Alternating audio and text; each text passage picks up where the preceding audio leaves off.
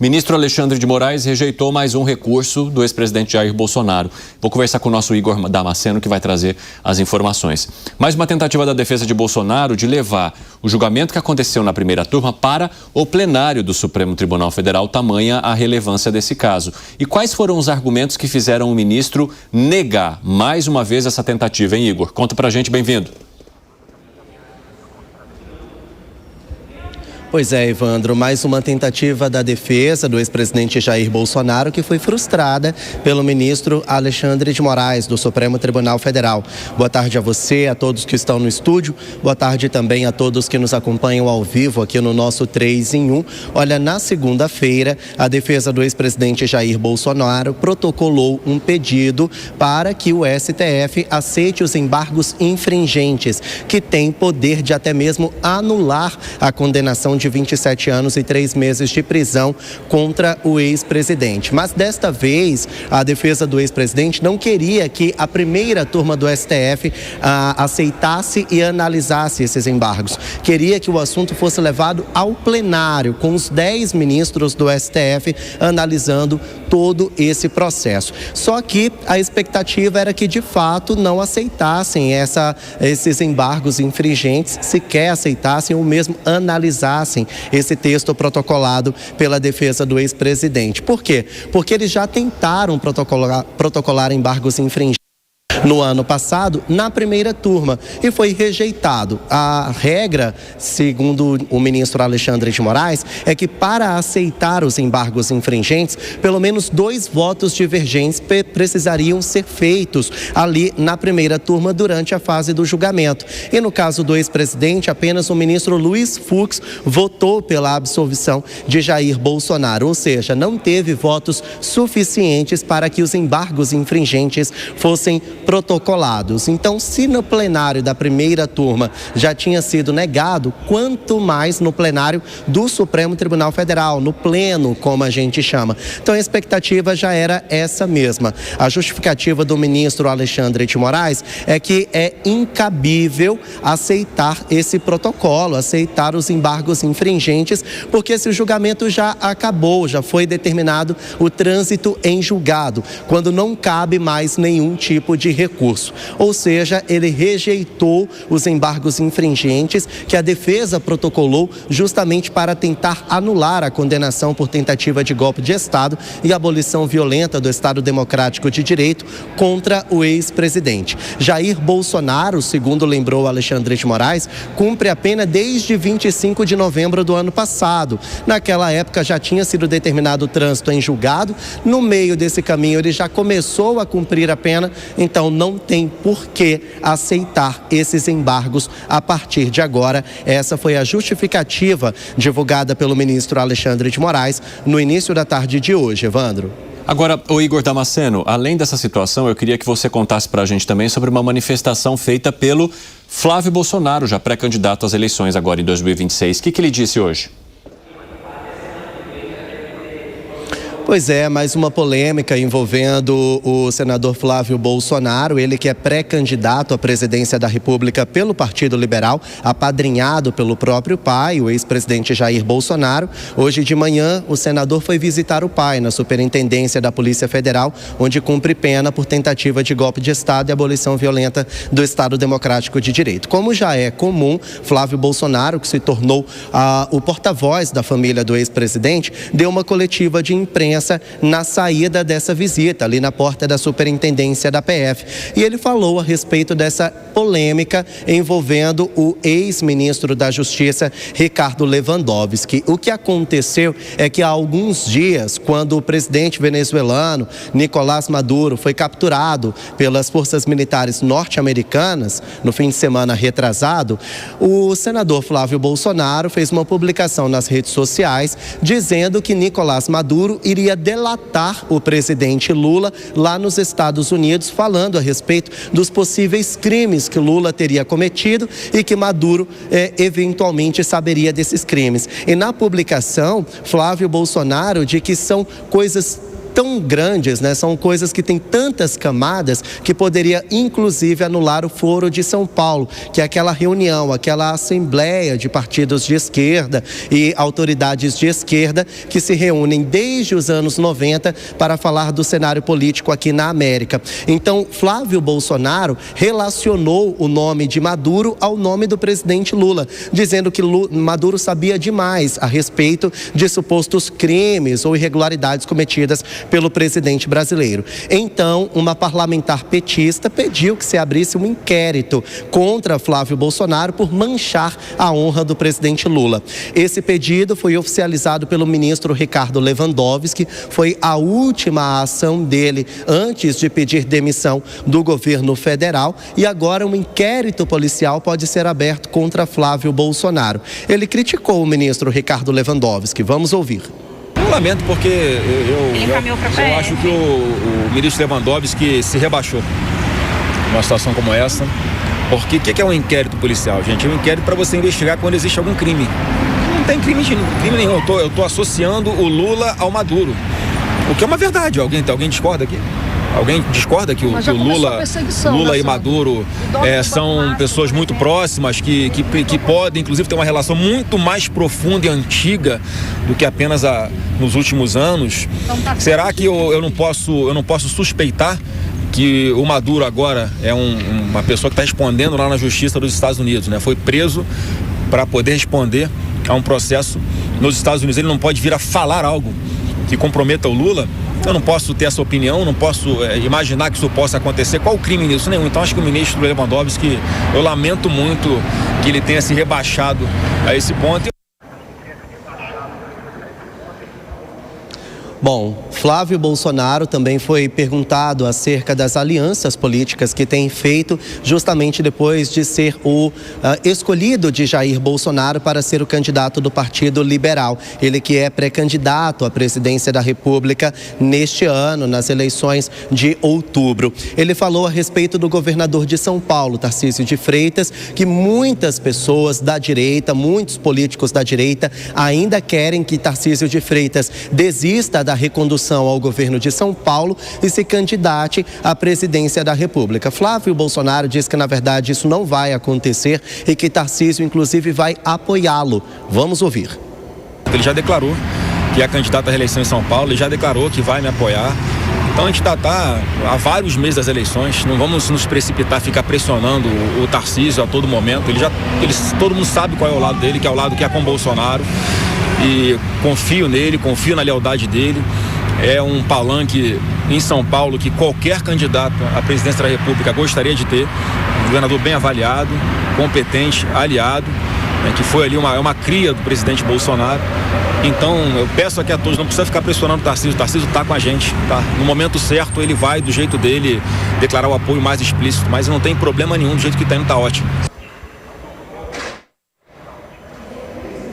Bom, eu conversei com algumas lideranças no Congresso Nacional e elas ainda resistem a essa pré-candidatura de Flávio Bolsonaro. Disseram que a direita precisa se reorganizar porque Lula está politicamente forte, tem muito capital político, tanto que as pesquisas de opinião pública o apontam em primeiro lugar ali nas pesquisas. Há muitos políticos que também defendem a candidatura de Tarcísio de Freitas. Nos bastidores o que se fala é que o político mais forte para fazer essa oposição, de fato, é o governador de São Paulo, mas a conversa em on, a conversa oficial, é que Flávio Bolsonaro, de fato, vai disputar a presidência e Tarcísio deve tentar a recondução no governo de São Paulo. Claro que ainda tem 10 meses para as eleições, a gente está só em janeiro, bem no início de janeiro, tem muita água para rolar, mas por enquanto a definição é essa, Evandro.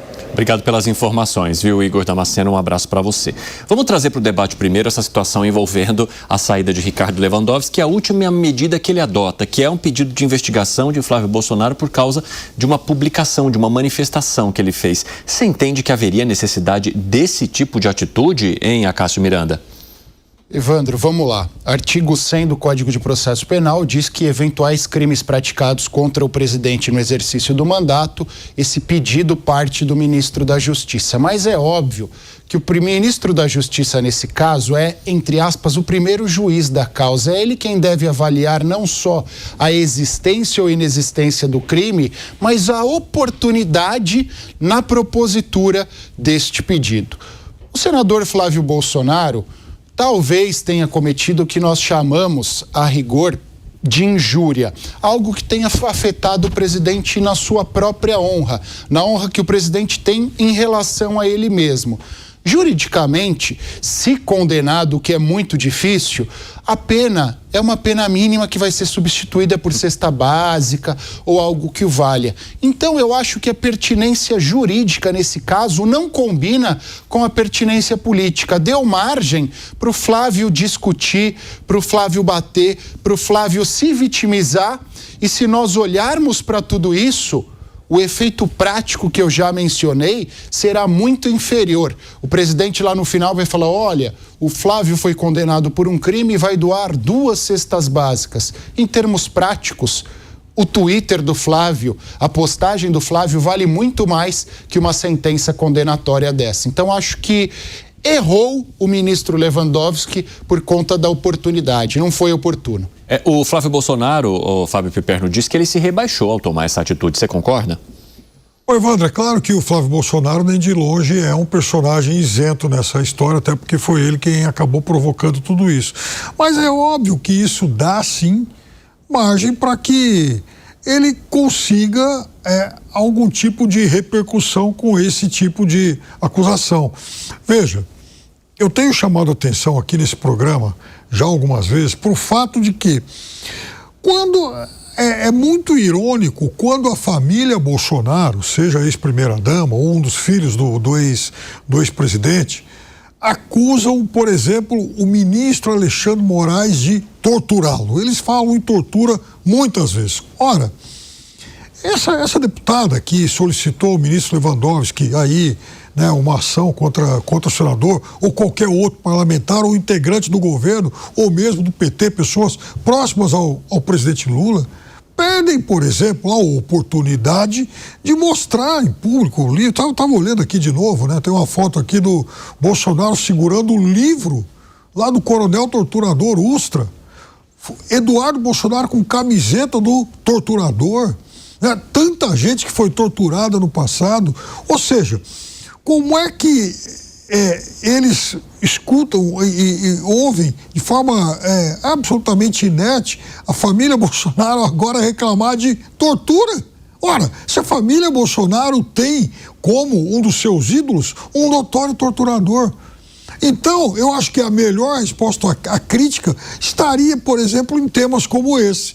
Não pegar uma declaração do Flávio e levar para a justiça para um processo que, como a Cássio muito bem explicou, não vai dar em rigorosamente nada, nem em algum fato político positivo. Fala, Gani. Olha, pode ser que não dê nada, mas é uma perseguição política, porque você está criminalizando novamente uma opinião. E se a gente for por este caminho, a gente começa a trilhar um caminho muito perigoso no Brasil, que é o fim da liberdade de expressão. Ainda mais quando se trata de um senador da República. Vamos lembrar que ele tem imunidade parlamentar. Se fosse já um cidadão comum, não haveria problema nesse tipo de manifestação. Mas tratando-se de um parlamentar, de um senador da República, é claro que isso fica muito mais grave. E é claro que vai dar uma dor de cabeça para ele. E eu tenho até minhas dúvidas, eu diverjo aqui até da opinião aqui do Acácio Miranda, se rigorosamente não vai dar em nada. Em tempos normais, ok, rigorosamente não vai dar em nada.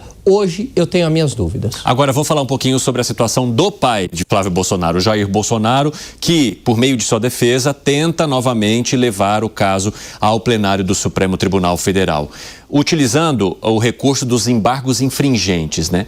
Que são aqueles embargos que necessitariam, pelo entendimento do Supremo Tribunal Federal, de 2 votos divergentes na primeira turma do Supremo para que se pudesse utilizar esse recurso. Esse caso não aconteceu porque nós tivemos apenas um voto divergente do ministro Luiz Fux e por isso o ministro Alexandre de Moraes entende que não haveria a possibilidade de levar o caso para o plenário do Supremo. Mas em se tratando da relevância, do tamanho e de quem envolve a Cássio Miranda, mesmo com o entendimento não caminhando nesse rumo, haveria uma mínima possibilidade? Ou, eu até amplio a pergunta para você, você entende que o caso demandaria um plenário de Supremo? Vou voltar alguns anos, ação penal 470, o mensalão. Se nós lembrarmos, a partir de agosto de 2012, o mensalão travou a pauta do plenário do Supremo Tribunal Federal. Então ali, o Supremo alterou seu regimento interno e disse o seguinte: a partir de agora, ações penais de competência originária do Supremo Tribunal Federal serão julgadas ou pela primeira turma ou pela segunda turma, para dar celeridade à pauta. Mas é óbvio que isso não impede que tal processo seja submetido até por um pedido do relator e uma determinação do presidente ao plenário do Supremo. Até uma possibilidade de ser votado antes, se os ministros acham que é o caso de ser submetido ou não ao plenário. E eu sempre disse ao longo da nossa programação que essa seria talvez a medida mais racional para dar legitimidade para esse processo. Porque ao invés de julgar por 5 ministros, você julga por 10. Em termos práticos, olhando para a composição e para o posicionamento de cada um dos ministros, não alteraria o resultado, mas daria mais margem aos debates e daria 5 visões diferentes a um processo que divide o país. Repito, não muda o resultado, mas muda a forma, muda a essência daquilo que levou a este resultado. Agora, talvez seja tarde, porque a jurisprudência consolidada do Supremo e até a legislação, salvo engano, a Lei 8080, se eu não me engano, 8.038 de 90, aliás, diz que é necessário 3-2, que se deu por maioria absoluta, mas não por uma maioria tão ampla assim. Então, o Supremo precisaria dar um cavalo de pau na sua jurisprudência. Tivesse um pouco mais de maleabilidade lá atrás, talvez o problema estivesse reduzido. Piperno, você entende que essa situação ou o debate não ficaria tão acalorado se o Supremo já tivesse levado direto para o plenário esse julgamento? Ou isso poderia abrandar, por exemplo, as suspeitas de algum tipo de perseguição ao ex-presidente Jair Bolsonaro? Eu acho que não abrandaria. Eu acho que a questão ela foi polarizada desde o início e certamente, mesmo com o resultado, como o Acácio muito bem mencionou, né, enfim, amplamente favorável à condenação do presidente, eu acho que de forma alguma isso de algum modo suavizaria o ambiente e as suas consequências políticas. Acho que não. Eu acho que é claro que a gente pode até entender que pela dimensão de todo esse processo e dos julgados, dos integrantes desse grupo, que foram, afinal de contas, punidos, talvez isso pudesse ir para o pleno, mas vejam só, não há também nenhuma medida, nenhuma determinação, nada no regimento da Suprema Corte que obrigasse a que essa medida fosse tomada. Ou seja, poderia, como foi julgado por apenas uma das turmas. E eu entendo que qualquer que fosse o resultado, surgiriam críticas e questionamentos. Fala, Gani. Olha só, Evandro, eu vejo, e o Acácio me corrija, por favor, que o direito também é bom senso. E a Suprema Corte, que é a instância máxima da justiça, é claro que é um órgão técnico, mas também é um órgão político, além do que nos dias de hoje, né? Principalmente nos dias de hoje. Por conta disso, eu vejo que seria muito bem-vindo e muito razoável que este julgamento, tratando-se de um presidente, um ex-presidente da República, e num julgamento muito controverso, que isso fosse para o pleno.